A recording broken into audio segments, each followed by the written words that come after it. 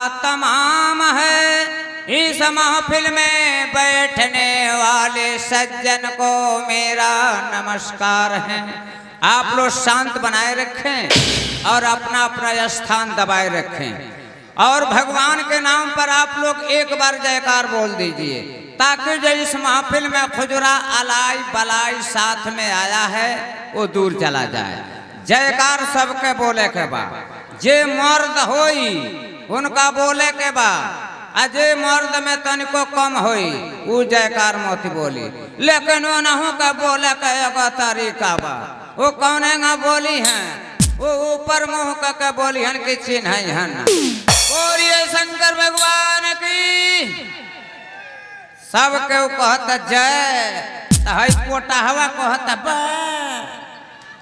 अरे बाबू धनहर गांव पुअरे से चिन्हाला। सरकार के पास एक बीता रिवाल्वर होता है और उसमें एलजी डालकर फायरिंग किया जाता है तो कम से कम 2 किलोमीटर दूर आवाज करता है। आप लोग हट्ठा कट्ठा 3.5 हाथ का पट्ठा, कोई आधा पाव कोई 1 पाव 2 किलो तक खाना खा कर आए हैं और भगवान के नाम पर आप लोग जयकार बोलते हैं पकड़ी के तरह। आप लोग ऐसा जयकार बोलिए ताकि 2-4 गांव मालूम हो जाए। बोलिए सरस्वती माता की, श्री देवी की। श्री देवी जया रहली तैया कलयुग के छछात नौका देवी रहली लेकिन मारी गईली। तो भैया का कहीं कहाते नहीं खे आ कहला भी ना खेपाते नहीं खे। पैया धान कुटाते नहीं खे आ घर लइका सारे खाते नहीं खे। बाप परेशान बाप बेटा से, देश परेशान बा नेता से, नाक परेशान बा पोटा से, खेत परेशान बा बनरी झेरुआ मोथा से। अरे आवे के हमने के सब जना मिल के चौरे के यही चरले में आजादी बा।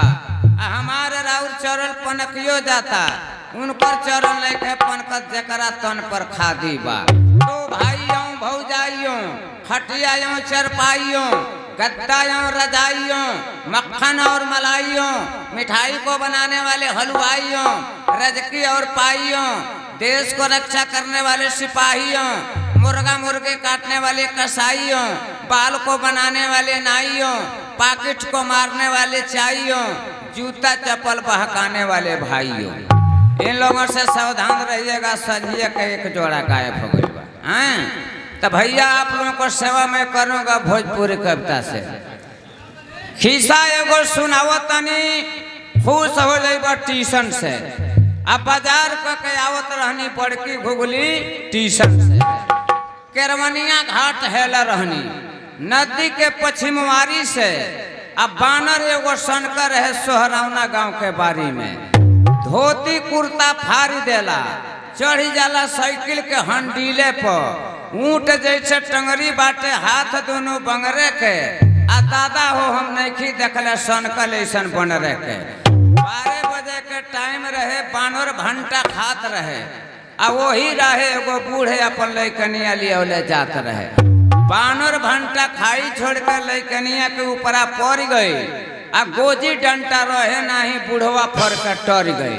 लैकनिया लागल चिल्लाए कि बाबूजी दौड़ा हम तो बानी घेरानी में। अब बूढ़वा बेचारा डर के मारे मुँह देला मर्दानी में। 12 बजे के टाइम रहे पहरा देले गेटे पर। तलक बानर छड़क के चढ़ गई पेटे पर। मनही में सोचे लगले सोना मिल गई चानी में। अब हंडी चालू कर दिल सरदार नगर की डोंगा में। एक भभूर तो 3 पोखरा, 2 सुखले एगो में पनिए ना। जई में पनिया ना रहे वही में पड़ल 3 पौड़ा की। तो 2 जना डूब गई। एक जना के साफ पत्ते न चलल। तो जिनके साफ पता ना चलल उ बसौले 3 गांव। तो 2 गो उजर गई एगो साफ बसबे न कइल। तो जौन साफ बसबे न कइल ओई में जन्मले 3 कुहार। तो 2 जना लूल्हे एक जना के साफ बहिया ना।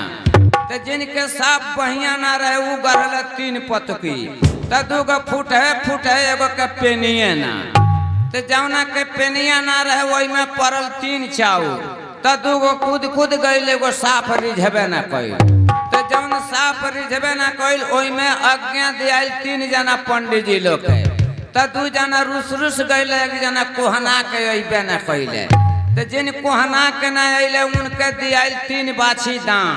तो 2 गो बहिले एगो पर बछवे ना चढ़ल। तो जौना पर बछवा ना चढ़ल ओकर दाम भइल 3 ढेबुआ। तो 2 गो फटही एगो रंग ही निकल गए।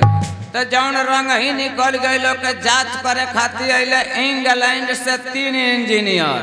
तो 2 जना सूर 1 जना के साफ आँखिए ना।